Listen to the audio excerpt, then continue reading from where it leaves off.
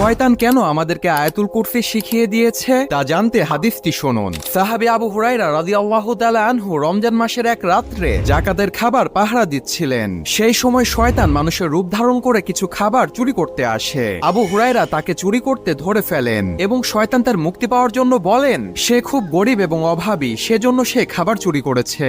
আবু হুরায়রা তার কষ্ট দেখে তাকে ছেড়ে দিলেন। দ্বিতীয় দিনে ঠিক একই ঘটনা ঘটে এবং শয়তান আবারও মুক্তি চায়। সেই রাত্রেও তাকে ছেড়ে দেওয়া হয়। তৃতীয় দিনে শয়তান আবারও চুরি করতে আসে, কিন্তু আবু হুরায়রা তাকে ধরে আর ছাড়লেন না। তখন শয়তান তার নিজের জীবন বাঁচানোর জন্য বলল, তুমি আমাকে ছেড়ে দাও, আমি এর বিনিময়ে তোমাকে এমন একটি জিনিস শিখিয়ে দিব যা করলে তোমাকে আল্লাহ তাআলা শয়তান থেকে রক্ষা করবে। এই বলে তখন সে শয়তান আয়াতুল কুরসি শিখিয়ে দিলেন। এই ঘটনা সাহাবী আবু হুরায়রা রাসূল সাল্লাল্লাহু আলাইহি ওয়াসাল্লামের কাছে বর্ণনা করলেন। তখন রাসূল বললেন, সে শয়তান তোমাকে সত্য বলেছে। ইসলামিক ভিডিওর জন্য সাবস্ক্রাইব করুন।